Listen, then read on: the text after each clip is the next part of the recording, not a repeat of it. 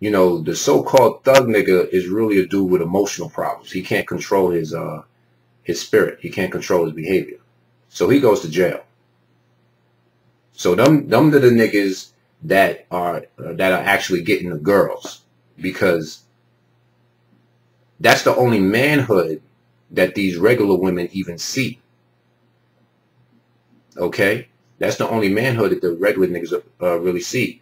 These regular women actually see. And then you have these uppity corporate niggas. These uppity corporate niggas have all the money. They have all the money. They have all the cars. And these women are just dealing with them to stunt, dealing with them to front, dealing with them to enjoy their money. And they're weak. They're weak-ass motherfuckers getting bent over by the white man. And the woman is pretty much bending them over too. But she's doing it from the front. Sucking them off and giving them pussy in exchange for the house that he's going to earn, the money that he's going to earn. This whole thing is just wicked and evil. That's why these bitches be like, oh, you know, if you don't have a Ivy League education, I'm not dating you. But then an NBA star with no education at all gets women that looks 10 times better than this bitch that said that statement in the first place. Why is it that women that look better than her get men that are millionaires, but this bitch is talking shit? Because this whole world is a fucking piece of shit. And it's all crumbling and coming down. Because look at the society. The children are getting more gay, more homo with each generation. All of these people that have consented and made, you know, deals with the devil within their heart, the Lord ain't allowing them to reproduce, because they're just going to push out a nigga that's even worse. If you're willing to have the white man play with your ass, then your kid is going to have the white man do worse.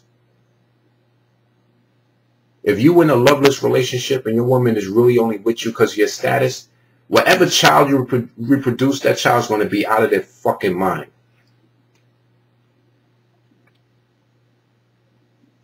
Then you got the thug niggas producing kids that are just continuing the cycle.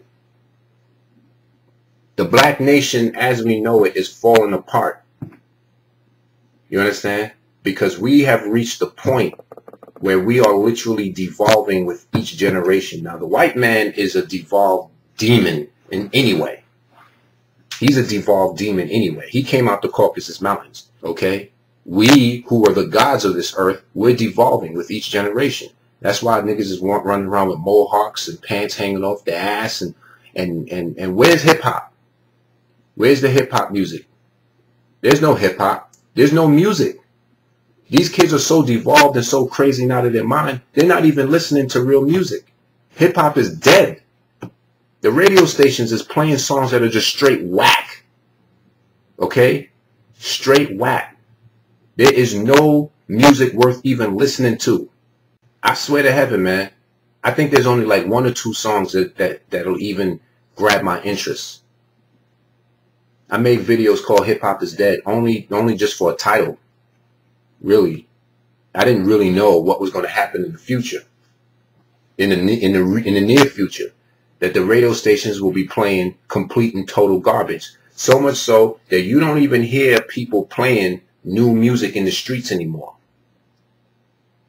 You always hear shit from like 2-3 years ago. You don't hear no new songs on in these parties. Motherfuckers be having these parties. What's the new songs out? Who's playing the new songs? You don't hear anything. Because it's whack. It's so whack that even the psyched out, crazy 2/3 Negro has to agree that the music is fucking whack. It's the truth. It's all coming apart. More than 70% of the black women is single. Why? Because these wicked women don't even want a man. They want control. Even if they got a man, they're not going to be good to him. They're going to cheat on him. They're going to fucking have a nigga on the side. The kids are going to be fucking crazy. So it's really mercy being brought on to to the black race that these women are single. This whole thing is coming apart because motherfuckers have made a deal with the devil, but they don't understand the consequences of their actions. If you live a life of demonry and debauchery, there's going to be results that come of that. That's why in the very beginning, in the Garden of Eden, God said, if you do these things, start doing things that you're not supposed to do, eating of the fruit of the tree that God said you shouldn't eat, it's going to cause you to die. The Lord wasn't talking about you. The Lord was talking about your children. The Lord was talking about the nation. What happened when Adam and Eve got kicked out the garden? There was a flood. First of all, they was both immortal. They lost their immortality. Even the animals were affected by this because the whole earth had to be brought down in order for mankind to be brought down. In the next chapter, God cursed the earth for Adam's sake. Because Adam sinned, the whole earth was cursed. And that's another thing, man. The man is above the fucking woman, because when the woman sinned, the earth didn't get cursed. The earth only got cursed when Adam sinned. Because the only way for mankind to be brought down from their former greatness was for the earth, for the makeup of the earth to change. So that's why the Lord said, curse the ground for your sake. You got to remember, the woman was taken out of the man. The woman was taken out of the man. So if the woman goes and does some bullshit, she's going to get cursed. But then when the man did the sin, all of a sudden, the whole world got cursed. Because the man was created out of the dust of the ground, and he was the one ultimately responsible for what happens in the future of the planet. It was ultimately his responsibility. When she got cursed, her womb got cursed. When he got cursed, the whole world went down. More proof that it's not about Eve, you pussy begging motherfuckers.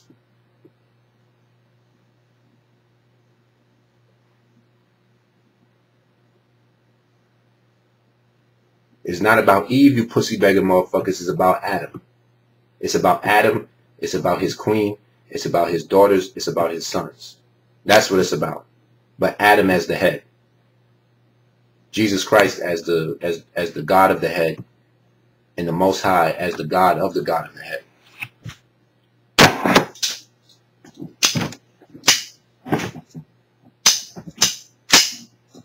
It's hot as hell this summer of 2012. But since I love the heat, I love every second of it. But you Negroes don't like the heat because your bodies are not capable of withstanding the different temperatures brought on by the radioactivity of our star. Because your bodies are not quite what they're supposed to be. So you feel uncomfortable in the heat, don't you? And you're supposed to be a melanated black man. The white man's supposed to feel uncomfortable.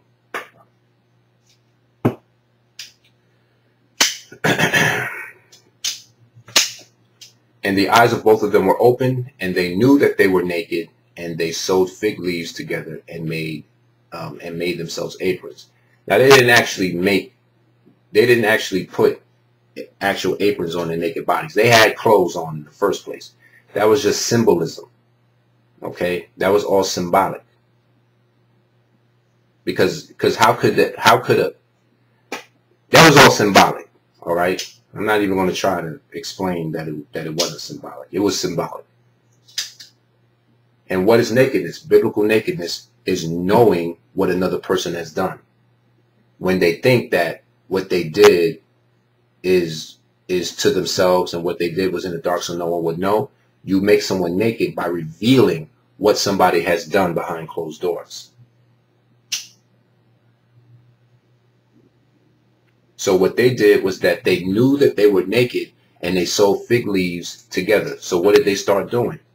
They based the term, when you sew fig leaves together to make an apron, okay, you're gonna try to do something to cover up your sins. You understand? You're going to try to do something to cover up your sins.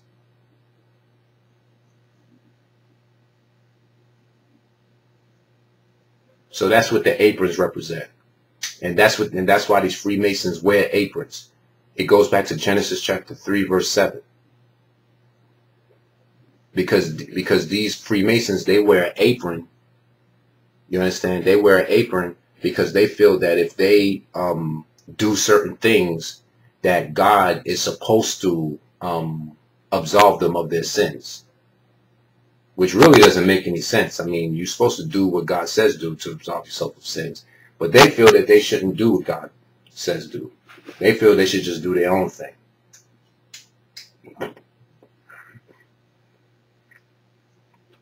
Really and truly, the apron is like a way of covering up your decision to worship the devil. That's what it's really all about.